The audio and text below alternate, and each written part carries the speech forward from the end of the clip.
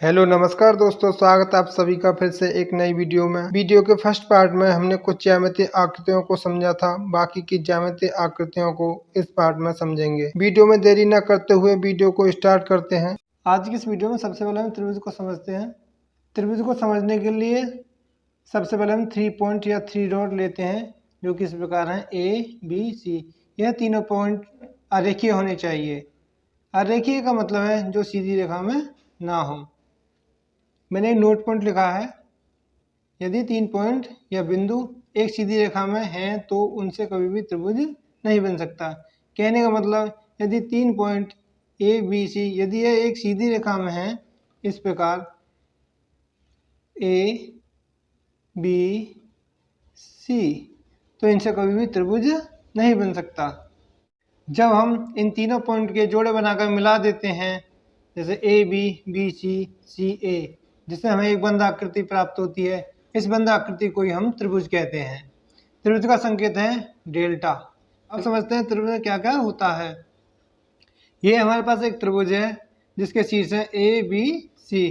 त्रिभुज के 3 शीर्ष होते हैं, ABC, शीर्ष A, शीर्ष B, शीर्ष C। इसकी 3 भुजाएं होती हैं, AB, BC और CA। त्रिभुज के 3 कोण होते हैं, कोण A, कोण B और कोण C। मैं आपको बता दूं, इन त्रिभुज के तीनों कोणों का योग 180 अंश होता है। कोण A प्लस कोण B प्लस कोण C बराबर 180 अंश। अब समझते हैं त्रिभुजों का वर्गीकरण, मतलब क्लासिफिकेशन ऑफ ट्राइंगल्स। इनका वर्गीकरण 2 प्रकार से किया जाता है। नंबर 1 कोणों के आधार पर, दूसरा भुजाओं के आधार पर। कोणों के आधार पर यह 3 प्रकार के होते हैं। नंबर 1 न्यून कोण त्रिभुज, नंबर 2 अधिक कोण त्रिभुज, नंबर 3 समकोण त्रिभुज। भुजाओं के आधार पर भी यह 3 प्रकार के होते हैं। नंबर 1 समबाहु त्रिभुज, नंबर 2 समद्विबाहु त्रिभुज, नंबर 3 विषमबाहु त्रिभुज। सबसे पहले हम न्यून कोण त्रिभुज को समझते हैं, जिसे इंग्लिश में एक्यूट एंगल ट्राइंगल कहते हैं। यह एक ऐसा त्रिभुज होता है जिसके सभी कोण न्यून कोण होते हैं। कहने का मतलब कोण A, कोण B, कोण C सभी तीनों कोण 90 अंश से कम होते हैं। कोण A, कोण B, कोण C ये सभी कोण 90 अंश से कम होते हैं। दूसरे नंबर समझते हैं अधिक कोण त्रिभुज, जिसे इंग्लिश में ऑब्ट्यूज एंगल ट्रायंगल कहते हैं। एक ऐसा त्रिभुज जिसका एक कोण अधिक कोण होता है या 90 अंश से अधिक होता है, अधिक कोण त्रिभुज कहलाता है। मैंने एक त्रिभुज बना रखा है, त्रिभुज ABC, जिसमें B कोण को अधिक कोण बना रखा है। तुम चाहो तो A या C को भी अधिक कोण बना सकते हो, लेकिन एक कोण हमारा अधिक कोण होना चाहिए। इसमें B कोण 90 अंश से अधिक है, A तथा C 90 अंश से कम है, जो कि न्यून कोण है।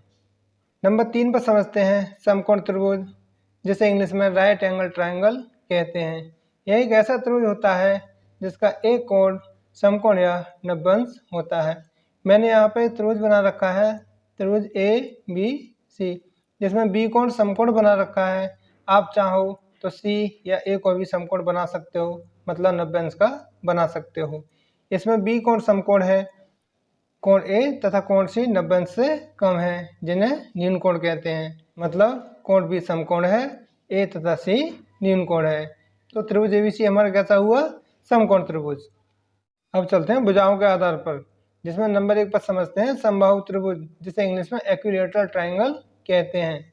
एक ऐसा त्रिभुज जिसकी सभी भुजाएं बराबर होती हैं समबाहु त्रिभुज कहलाता है। मैंने यहाँ पर त्रिभुज बना रखा है, त्रिभुज ABC, जिसकी सभी भुजाएं AB, BC, CA आपस में बराबर हैं।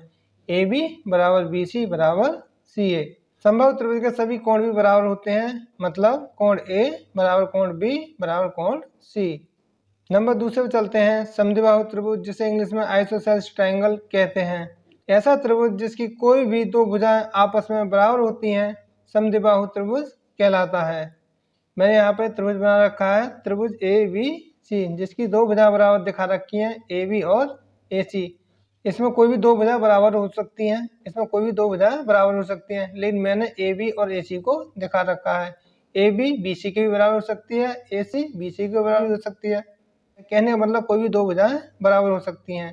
मैंने यहाँ पर AB और AC को बराबर दिखा रखा है, इसमें AB और AC भुजाएं आपस में बराबर हैं। समद्विबाहु त्रिभुज में समान भुजाओं के आमने सामने कोण भी समान होते हैं, यानी कि AC के सामने का B कोण और AB के सामने का C कोण आपस में कैसे हैं, बराबर है।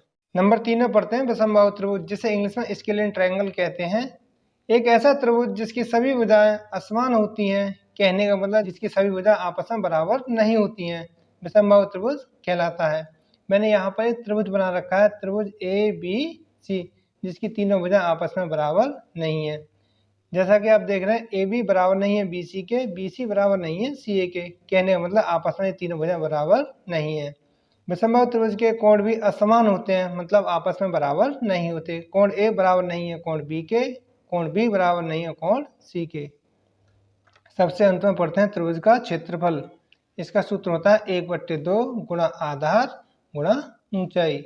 त्रिभुज का प्रभाव का सूत्र होता है सभी भुजाओं का योग, या कह सकते हैं आप AB + BC + CA। अब चलते हैं हम चतुर्भुज की ओर, जिसे इंग्लिश में क्वाड्रिलेटरल कहते हैं। 4 भुजाओं से घिरी हुई बंद आकृति को चतुर्भुज कहते हैं। चतुर्भुज के चारों कोणों का योग 360 अंश होता है। जैसे मैं एक चतुर्भुज बनाता हूँ, जैसे मैंने चतुर्भुज बनाया है जिसके शीर्ष हैं ABCD। इसकी 4 भुजाएं हैं AB, BC, CD तथा DA। इसके चारों कोणों का योग 360 अंश होता है। इसके चारों कोणों का योग 360 अंश होता है। कोण A + कोण B + कोण C + कोण D, इनका योग 360 अंश होता है। अब समझते हैं चतुर्भुज का वर्गीकरण, जिसे इंग्लिश में क्लासिफिकेशन कहते हैं। नंबर 1 वर्ग, जिसे इंग्लिश में स्क्वायर कहते हैं। नंबर 2 आयत, इसे रेक्टेंगल कहते हैं। समचतुर्भुज, इसे रोम्बस कहते हैं। समांतर चतुर्भुज, इसे पैरेललोग्राम कहते हैं। समलंब, इसे ट्रेपीजियम कहते हैं। पतंग, इसे काइट कहते हैं। अनियमित चतुर्भुज, इसे इर्रेगुलर क्वाड्रिलेटरल कहते हैं। चतुर्भुज की लिस्ट में सबसे पहले पढ़ते हैं वर्ग, जैसे इंग्लिश में स्क्वायर कहते हैं। ऐसा चतुर्भुज जिसकी सभी भुजाएं बराबर होती हैं वर्ग कहलाता है। वर्ग का प्रत्येक अंतकोण समकोण होता है, मतलब 90 अंश होता है। मैंने यहाँ पर चतुर्भुज बना रखा है ABCD, जिसकी सभी भुजाएं बराबर हैं, मतलब AB बराबर है BC के, BC बराबर है CD के, CD बराबर है DA के। इसका प्रत्येक अंतकोण 90 अंश होता है, मतलब समकोण होता है। इसके विकर्ण AC और BD आपस में बराबर होते हैं, मतलब AC बराबर BD। वर्ग के क्षेत्रफल के 2 सूत्र होते हैं। एक होता है भुजा का स्क्वायर, दूसरा होता है 1/2 गुणा विकर्णों का गुणनफल, या कह सकते हैं 1/2 गुणा AC गुणा BD। वर्ग का विकर्ण प्राप्त करने के लिए भुजा में √2 की गुणा करते हैं, जिससे हमें विकर्ण प्राप्त होता है। वर्ग की 4 भुजाएं होती हैं, इसलिए भुजा में 4 की गुणा करने पर हमें वर्ग का परिमाप प्राप्त होता है। दूसरे नंबर पर पढ़ते हैं आयत, जिसे इंग्लिश में रेक्टेंगल कहते हैं। एक ऐसा चतुर्भुज जिसकी आमने सामने की भुजाएं बराबर होती हैं आयत कहलाता है। इसका प्रत्येक अंतकोण 90 अंश होता है, मतलब इसका प्रत्येक अंतकोण समकोण होता है।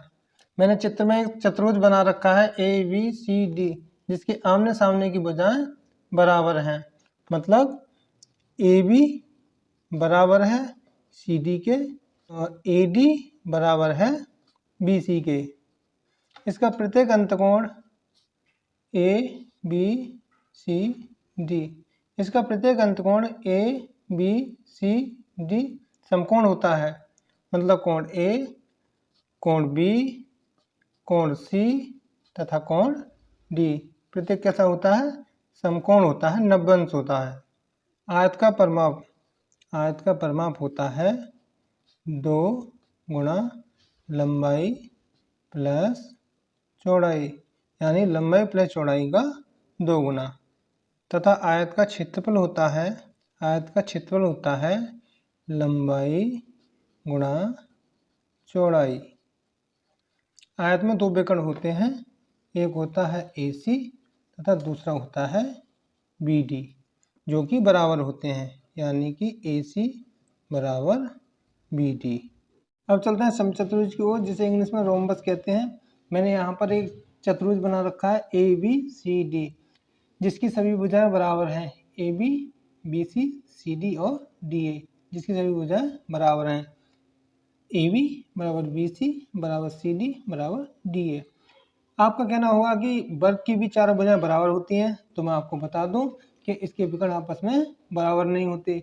जबकि वर्ग के विकर्ण आपस में बराबर होते हैं, यानी कि AC बराबर नहीं होता BD के, यानी कि विकर्ण AC विकर्ण BD के बराबर नहीं होता।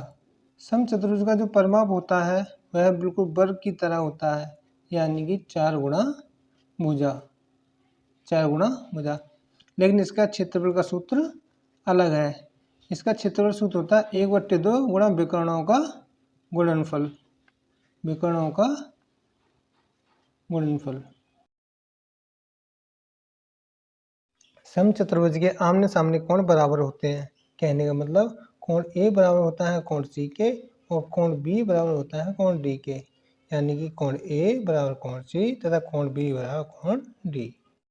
अब चलते हैं समांतर चतुर्भुज को, जिसे इंग्लिश में पैरेललोग्राम कहते हैं। मैंने एक चतुर्भुज बना रखा है ABCD, जिसके आमने सामने की भुजाएं बराबर हैं, यानी कि AB बराबर CD और BC बराबर AD। आपका कहना होगा कि आयत के भी आमने सामने की भुजाएं बराबर होती हैं, लेकिन मैं आपको बता दूं कि इसके विकर्ण आपस में बराबर नहीं होते, जबकि आयत के विकर्ण आपस में बराबर होते हैं, यानी AC बराबर नहीं होता BD के। समांतर चतुर्भुज का परिमाप होता है AB plus BC plus CD plus DA।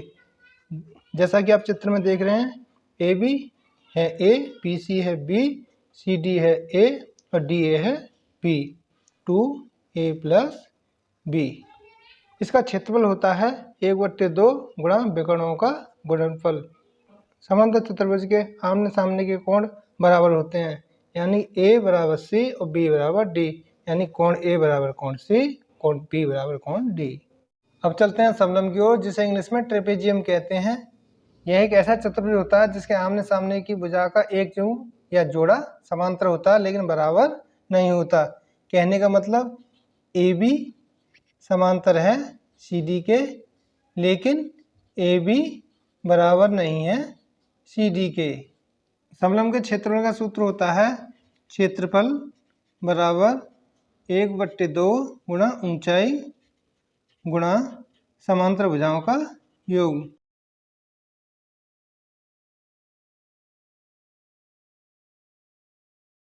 इसके परिमाप का सूत्र होता है सभी भुजाओं का योग, यानी कि AB plus BC plus CD plus DA। अब चलते हैं पतंग की ओर, जिसे इंग्लिश में काइट कहते हैं। यह एक ऐसा चतुर्भुज होता है जिसकी चारों भुजाओं को समान लंबाई के 2 युग्मों में बांट दिया जाता है, मतलब 2 जोड़ों में बांट दिया जाता है। जैसा कि आप चित्र में देख रहे हैं, 2 जोड़े हैं AD AB और दूसरा है BC और CD। इसमें 2 विकर्ण होते हैं, एक BD दूसरा AC। BD को लघु विकर्ण तथा AC को दीर्घ विकर्ण कहते हैं। इसका दीर्घ विकर्ण पतंग को 2 सर्वांग त्रिभुजों में बांट देता है, जैसे त्रिभुज ABC और त्रिभुज ADC। त्रिभुज ABC सर्वांग सम होता है त्रिभुज ACD के। इसके क्षेत्रफल का सूत्र होता है 1/2 गुणा विकर्णों का गुणनफल, यानी कि 1/2 गुणा BD गुणा AC। इसका परिमाप का सूत्र होता है 2 × A प्लस B। अब चलते हैं 3D आकृति को, जिसमें सबसे पहले हम घन पढ़ते हैं। इसे इंग्लिश में क्यूब कहते हैं। मैंने चित्र दिखा रखा है जो कि घन का चित्र है। इसमें 6 फलक होते हैं, जैसे ये एक फलक है, साइड वाला ये भी एक फलक है। कहने मतलब ABEF एक फलक है, ABCD एक फलक है, DCGH एक फलक है। इस प्रकार कितने फलक होते हैं? 6 फलक होते हैं। 8 शीर्ष होते हैं, 8 शीर्ष होते हैं, जैसे ABEFGHCD ये क्या होते हैं? शीर्ष होते हैं। 12 किनारे होते हैं, जैसे ABEF BC AD CD। इसी प्रकार कितने किनारे होते हैं? 12 किनारे होते हैं। घन का आयतन होता है भुजा की घात 3। घन का परिमाप होता है 12 गुणा भुजा। घन का विकर्ण होता है भुजा गुणा √3। घन का पार्श्व पृष्ठीय क्षेत्रफल होता है 4 गुणा भुजा का स्क्वायर। घन का कुल पृष्ठीय क्षेत्रफल होता है 6 गुणा भुजा का स्क्वायर। अब चलते हैं घनाभ की ओर, जिसे इंग्लिश में क्यूबॉइड कहते हैं। मैंने एक चित्र दिखा रखा है जो कि एक घनाभ का चित्र है। इसमें भी 6 फलक होते हैं, 8 शीर्ष होते हैं तथा 12 किनारे होते हैं। जैसा कि मैंने घन में बताया था, उसी प्रकार इसके भी फलक, शीर्ष और किनारे होते हैं। घनाभ का आयतन होता है लंबाई गुणा चौड़ाई गुणा ऊंचाई। घनाभ का परिमाप होता है 4 × L + B + H। घनाभ का विकर्ण होता है √L² + B² + H²। घनाभ का पास पृष्ठीय क्षेत्र होता है 2H × L + B। घन का कुल पृष्ठीय क्षेत्रफल होता है 2 × LB + BH + HL। अब चलते हैं शंकु की ओर, जिसे इंग्लिश में कोन कहते हैं। जैसा कि आप चित्र में देख रहे हैं, यह एक शंकु का चित्र है। इसमें एक वक्र पृष्ठ होता है और एक समतल पृष्ठ होता है, जिसे शंकु का आधार कहते हैं। जैसा कि आप चित्र में देख रहे हैं, शंकु की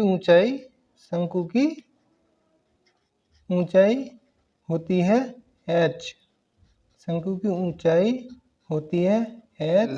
शंकु की तिर्यक ऊंचाई होती है l तथा शंकु की त्रिज्या होती है r। शंकु का आयतन होता है 1/3 πr² h। शंकु का वक्र पृष्ठ होता है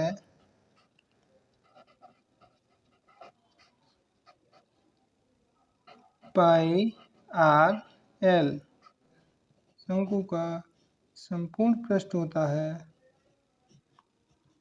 πrl + r। अब चलते हैं विलन की ओर, जिसे इंग्लिश में सिलेंडर कहते हैं। जैसा कि आप चित्र में देख रहे हैं, मैंने एक विलन बना रखा है जिसकी ऊंचाई होती है h। विलन की ऊंचाई क्या होती है h तथा विलन की त्रिज्या क्या होती है r। जैसा कि आप चित्र में देख रहे हैं, विलन की त्रिज्या है r। इसमें एक वक्र पृष्ठ होता है तथा 2 वृत्ताकार समतल पृष्ठ होते हैं। विलन का आयतन होता है πr² h। विलन का वक्र पृष्ठ होता है 2πrh तथा विलन का संपूर्ण पृष्ठ होता है 2πrh + 2πr², जिसमें से हम 2πr कॉमन लेते हैं, बचता है हमारा h + r। 2πr × h + r। अब चलते हैं गोला की ओर, जिसे इंग्लिश में स्फीयर कहते हैं। मैंने गोले के चित्र में कुछ लाइन खींच रखी हैं जिससे कि ये आपको 3D लगे। गोले की त्रिज्या है r। गोले का आयतन होता है 4/3 πr³। गोले का संपूर्ण पृष्ठ या वक्र पृष्ठ होता है 4πr²। सबसे अंत में चलते हैं अर्धगोला की ओर, जिसे इंग्लिश में सेमी स्फीयर कहते हैं। जैसा कि आप चित्र में देख रहे हैं, यह एक अर्धगोले का चित्र है जिसकी त्रिज्या है r। अर्धगोले की त्रिज्या है r। अर्धगोले का आयतन होता है 2/3 πr³। जैसे गोले का आयतन था 4/3 πr³, उसका आधा कर दे, कितना बचा 2/3 πr³। अर्धगोले का वक्र पृष्ठ है 2πr²। जैसे गोले का वक्र पृष्ठ था 4πr², उसका आधा कितना बचा 2πr²। अर्धगोले का संपूर्ण पृष्ठ होता है 2πr² + πr², क्योंकि जब गोले को आधा किया जाता है तो उसका एक पृष्ठ और बढ़ जाता है, वृत्तीय पृष्ठ, जिसका क्षेत्रफल होता है πr²। तो अब कितना हो गया 3πr²।